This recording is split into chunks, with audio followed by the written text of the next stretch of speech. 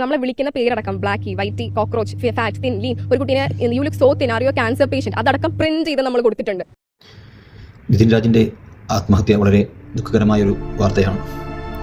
ഈ പരിഷ്കൃത സമൂഹത്തിൽ ജാതിയുടെയും മതത്തിൻ്റെയും നിറത്തിൻ്റെയും പേരിൽ വിവേചനം എന്നുള്ളത് ചിന്തിക്കാൻ പോലും കഴിയുന്നില്ല.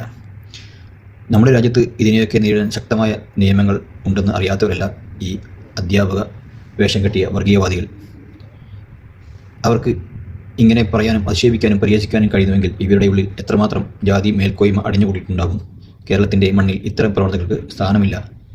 ഇവർക്കെതിരായ നിയമ നടപടിയിലൂടെ സമൂഹത്തിന് ബോധ്യപ്പെടുത്തി കൊടുക്കാൻ കഴിയണം.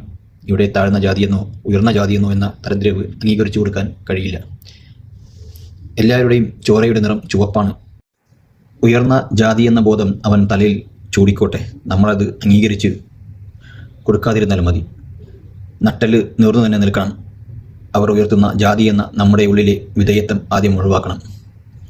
മറ്റൊരു കാര്യം, വിദ്യാർത്ഥി സംഘടനകൾ ഉണ്ടായിട്ടും ഇത്തരം കാര്യം പുറത്തു കൊണ്ടുവരാൻ യഥാസമയത്ത് കഴിഞ്ഞില്ല എന്നുള്ളതാണ്.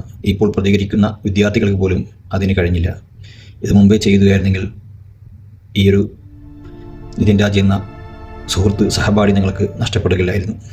നമ്മളെ വിളിക്കുന്ന പേരടക്കം ബ്ലാക്കി, വൈറ്റി, കോക്രോച്ച്, ഫാറ്റ്, തിൻ, ലീൻ, ഒരു കുട്ടീനെ യു ലുക്ക് സോ തിൻ, അറിയോ ക്യാൻസർ പേഷ്യന്റ്, അതടക്കം പ്രിന്റ് ചെയ്ത് നമ്മൾ കൊടുത്തിട്ടുണ്ട്. പരാതി നേരത്തെ തന്നെ നമ്മൾ കൊടുത്തിട്ടുണ്ടല്ലേ ഈ കാര്യത്തിൽ? ഉണ്ട്, കൊടുത്തിട്ടുണ്ട്. ഈ കോളേജ് അധികൃതരൊക്കെ കഴിഞ്ഞ ദിവസം പറഞ്ഞത് അങ്ങനെ ഒരു പരാതി ഇതുവരെ ലഭിച്ചിട്ടില്ല. ഫയൽ ചെയ്തിട്ടുണ്ടാവില്ലായിരിക്കാം, പക്ഷെ കൊടുത്തിട്ടുണ്ട്. അത് ഈ ഡോക്ടർ റാമിനെതിരെ മാത്രമായിട്ട് ഒരു കംപ്ലൈന്റ് കൊടുത്തിട്ടുണ്ട്. സ്റ്റാഫ് എന്തായിരുന്നു പരാതി? അതിനകത്ത് ആ പരാതിയുടെ ഫോട്ടോ കോപ്പി നമ്മൾ ഇന്ന് എടുത്തിട്ട് വന്നിട്ടുണ്ട്. അതിനകത്ത് നമ്മളെ വിളിക്കുന്ന പേരടക്കം ബ്ലാക്കി, വൈറ്റി, കോക്രോച്ച്, ഫാറ്റ്, തിൻ, ലീൻ, ഒരു കുട്ടീനെ യു ലുക്ക് സോ തിൻ, അറിയോ ക്യാൻസർ പേഷ്യന്റ്, അതടക്കം പ്രിന്റ് ചെയ്ത് നമ്മൾ കൊടുത്തിട്ടുണ്ട്.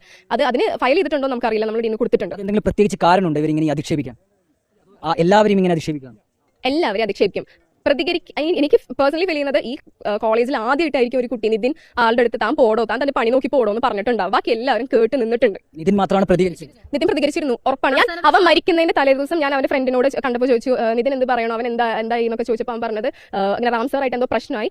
അങ്ങനെ അവൻ പറഞ്ഞു, എനിക്ക് നല്ല ക്ലാസ് കഴിക്കേണ്ട, എനിക്ക് ട്രെയിൻ ഉണ്ട്, ഞാൻ പോകുന്നു, അങ്ങനെ എന്തോ പറഞ്ഞു. അതിന്റെ ഓഡിയോ ആണ് പുറത്ത് വന്നിരിക്കുന്നത്. അതിന്റെ ഓഡിയോ ആണ് പുറത്ത് വന്നിരിക്കുന്നത്.